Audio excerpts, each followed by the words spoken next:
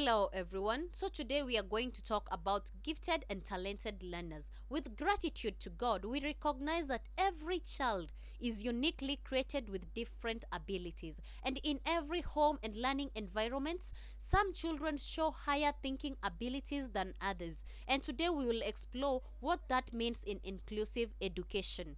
Feel most welcomed. So, what are the gifted and talented learners? These are learners who are with extremely high performance, like in classes. Their achievement is way beyond their peers in any of the following areas below. General intellectual abilities, like in classes they are always top, they are always there, they are very good in decision makings. That is the general intellectual abilities.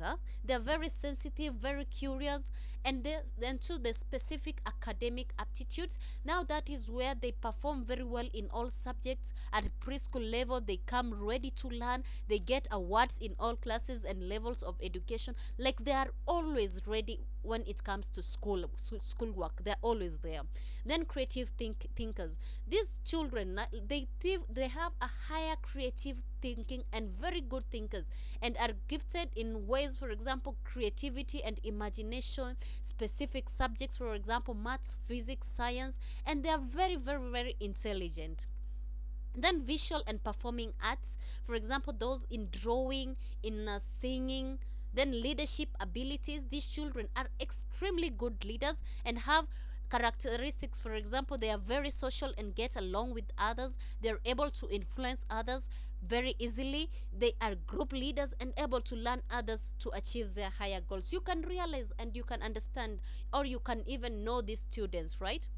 So, and what about the psychomotor abilities? Now, these children are extremely good leaders, right? We have talked about that. I'm sorry. So, what about the psychomotor abilities? They are children who are very high achievers in athletics, in sports, in swimming, in racing. Let's about in chess playing.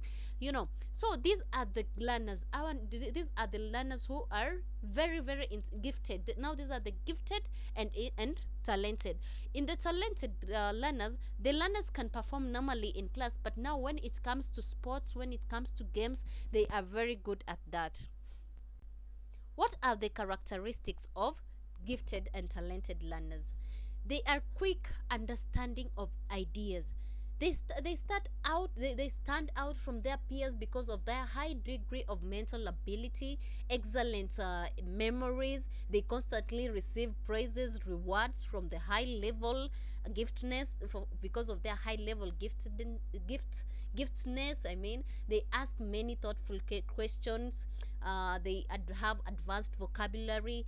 They learn very quickly, easily, and with a little effort, and they are highly creative and always come up with new ideas. Then they solve problems very quickly. You can give them a challenge, and in that challenge they will just think so faster. They think fast.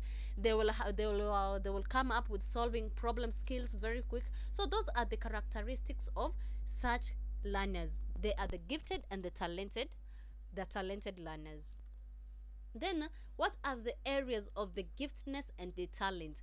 These learners, they may excel, as we say, in academic work, in music and dances, in arts and creativity, sports and games, leadership skills, innovative and problem solving. So once you see a child is very good in academic works, when a child knows, is a young age, but the child can or be able to compose a song, start singing, start dancing. The child just creates an art from nowhere. She's just seated and the art is so good. These are now the areas where you will identify that a child is gifted or talented. In sports, running very fast, these now are the areas of the giftedness and talent. So what are the education needs? How do we manage these kids, So first and foremost, gifted and talented learners, you have to make them busy, you have to give them challenging assignments, not like the others people's assignments. No, for them you'll have to give them challenging ones, to keep them busy.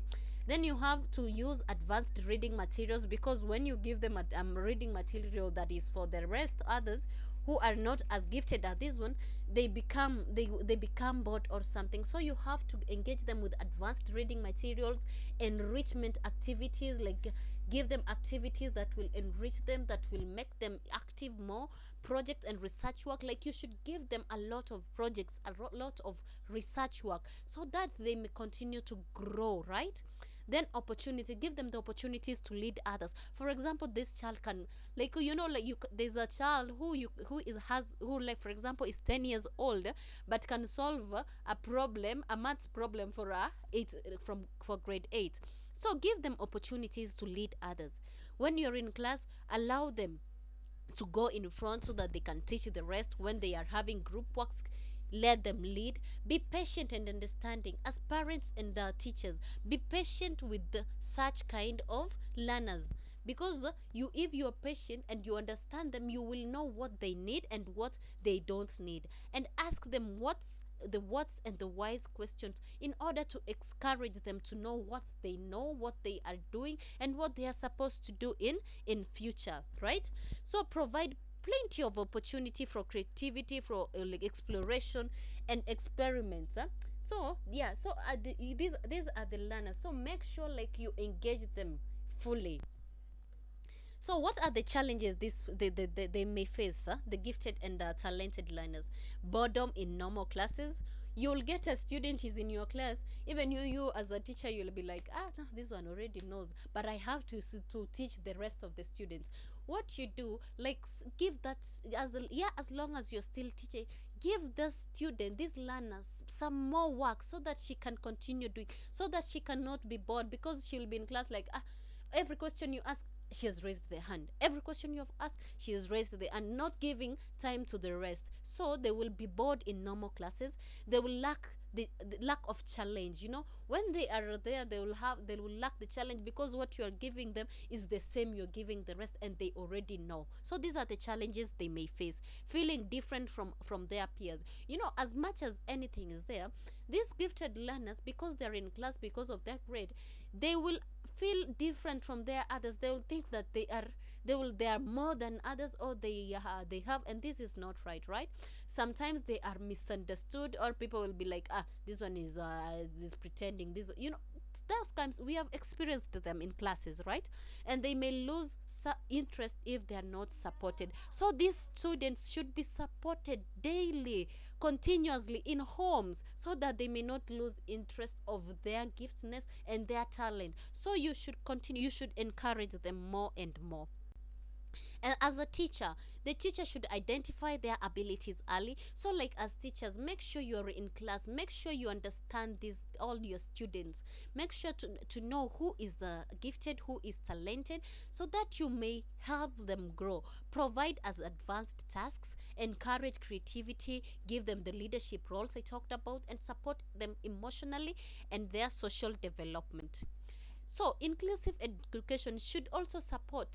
Now that's why inclusive education is here. It is meant for such learners. It should also support gifted and talented learners by ensuring their unique abilities are recognized and nurtured. In conclusion, gifted and talented learners are important category in inclusive education. They need encouragement, challenge, and support, so that their special abilities can grow and benefit the society. Otherwise, thank you for watching, and please subscribe and like the video for more. As the next, we will talk about all these learners, even the impaired, the ones with hand, all of them. We are going to talk with them. Otherwise, thank you.